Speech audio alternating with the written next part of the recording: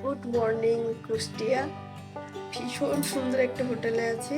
আর এখান থেকে কিছুটা অংশ দেখা যায় শহরের।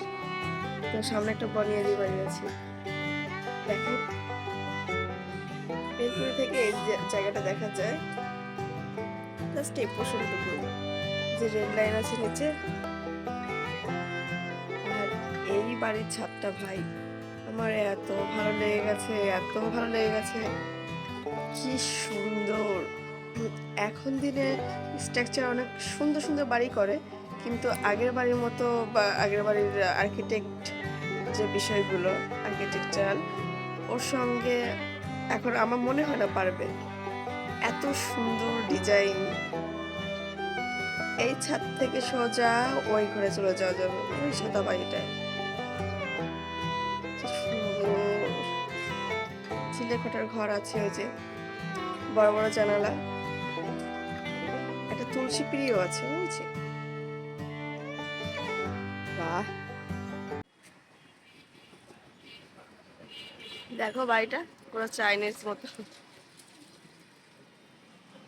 কি সুন্দর পরিপাটি ফিটফাট একটা শহর, কোথাও একটা ব্যানার নাই। আমার খুব ইচ্ছে ছিল আমি কুষ্টিয়াতে আসব, তো যখন এসে পড়েছে তখন কি এই সুযোগ মিস করা যায়। আমরা দুজনে হচ্ছে সকালেই বেরিয়ে দেখছিলাম কোথায় কি আছে, কেমন কি শহরটা, তো সুযোগের সদ্ব্যবহার আর কি যেটাকে বলে। তো সকালে ঘুম থেকে উঠেই আমরা এখন যাব হচ্ছে আমাদের কমিউনিটি সেন্টারে, বিয়ে বাড়িতে আর কি। কারণ আমাদের হোটেল এখন ছেড়ে দিতে হবে। তবে আমরা একটু আগেই ছেড়েছি, কারণ আমাদের সময়সীমা ছিল হচ্ছে 10টা পর্যন্ত, কিন্তু আমরা 7টার সময় উঠেই বেরিয়ে পড়েছি, কুষ্টিয়া ঘুরতে হবে ভাই, তাই আর কি। তো দুজনে রিক্সা নিয়ে এখন বেরিয়ে পড়েছি, শহর দেখছিলাম। আর কমিউনিটি সেন্টারে পৌঁছাবো, তারপরে ব্যাগটা রেখে আমরা যাব লালন সার বাড়িতে। এই সুযোগ কি কেউ মিস করে? চারপাশ ঘুরে ঘুরে দেখছি আর ভাবছি শহরটা এত সুন্দর, এত পরিপাটি শহর মানে খুব কম দেখা যায়। পরিপাটি শহরই হয়, কিন্তু কুষ্টিয়াটা একটু বেশি। আমি কোথাও একটা স্তূপ আকারের ময়লা দেখলাম না, কোথাও একটা ব্যানার দেখলাম না। তারপরে এই যে আমরা বেরিয়ে পড়েছি, হ্যাঁ আমরা 3জন মিলে যাচ্ছিলাম লালনের বাড়িতে, আর একটু একটু ভিডিও করছিলাম। আর চারপাশে এত সুন্দর পুরনো পুরনো ঐতিহ্যবাহী বাড়িগুলো দাঁড়িয়ে আছে এখনও।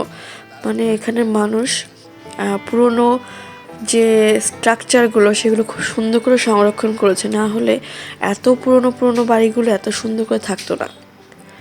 তো এই যে আমরা চলে এসেছি, মানুষ ভজলে সোনার মানুষ হবি। অবশেষে আমরা পৌঁছে গেছি লালনের বাড়িতে, সে বহু কাঙ্ক্ষিত জায়গা। যদিও আজকে লালন মেলা হওয়ার কথা ছিল, কিন্তু কোনো এক কারণে সেই মেলা বন্ধ হয়ে গেছে, সেজন্য মেলা আর হচ্ছে না। তো এখন বাজে হচ্ছে সকাল 8টা, 8:30। তো আমরা এসে দেখি যে এই সাইজি এইটা পরিষ্কার করছিল, সব কিছু ধুয়ে এরকম ঝাড়ু দিয়ে তারপরে হচ্ছে জল ঢেলে পরিষ্কার করছিল। তো এরকম ফাঁকা জায়গা তো দেখা যায় না সব সময়। আমরা অনেক লাকি যে এরকম একটা সুন্দর ফাঁকা জায়গা আমরা দেখে আসছি পরিপূর্ণভাবে রিল্যাক্সের সাথে। আসলে এখানটা অবশ্য ফাঁকা জায়গা অত ভালো লাগেও না, মানুষ থাকলে বেশি ভালো লাগে, কিন্তু তবুও মনে হচ্ছে যে আমি একটু স্থিরভাবে দেখতে পাচ্ছি সব কিছু, কোনো তাড়াহুড়া নেই, কোনো ইয়ার চাপ নেই। তো এখানে অনেক সাইজির সমাধি আছে, তো সেটা আমরা দেখছিলাম, কিন্তু ভেতরে অবশ্য ছবি তোলা নিষেধ, তাই হচ্ছে একটু জুম করে দেখাচ্ছিলাম যে এখানে কি আছে। বা সাইডে আছে লালন শাহর স্ত্রীর, ওনার নামটা আমার আসলে খেয়াল নেই, আর সমাধি। আর বা পাশে হচ্ছে, না ডান পাশে হচ্ছে লালন শাহর সমাধি, বা পাশে হচ্ছে ওনার স্ত্রীর সমাধি। আর একটা ভবন, অনেক সুন্দর। আর সবাই ওখানে রান্নাবান্না করছিল যারা আশ্রমে আছেন। আর এই তো খুব সুন্দর গোছানো পরিপাটি একটা জায়গা। তো আমি বলছিলাম যে এটাই করেছে। তারপরে আমরা জাদুঘরটা না ঢুকলে হয় না, সেখানে সব থেকে মেন জিনিসগুলো ওখানেই থাকে আর কি। ওখানে গিয়ে তারপরে দেখলাম কিছু সংরক্ষিত জিনিসপত্র যেগুলো লালন শাহ ব্যবহার করতেন। সেই 1886 সালের জিনিসপত্র এখনও কত সুন্দর করে ধরে রাখা হয়েছে। আসলে এগুলো আমাদের ঐতিহ্য। যদি মানুষ তখন তাকে আরও বেশি মর্যাদা দিত, হয়তো উনি আরও বেশি প্রাধান্য পেতেন বা ওনার জিনিসপত্র আরও বেশি সংরক্ষিত হতো। একটা তৈলচিত্র আছে, তৈলচিত্রটা ঠিক ছবিটা যতীন্দ্রনাথ ঠাকুর এঁকেছিলেন।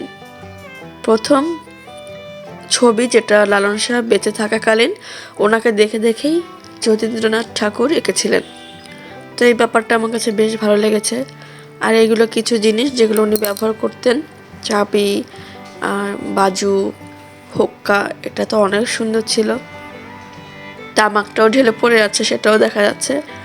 তো বেশ ভালো লেগেছে এখানে এসে।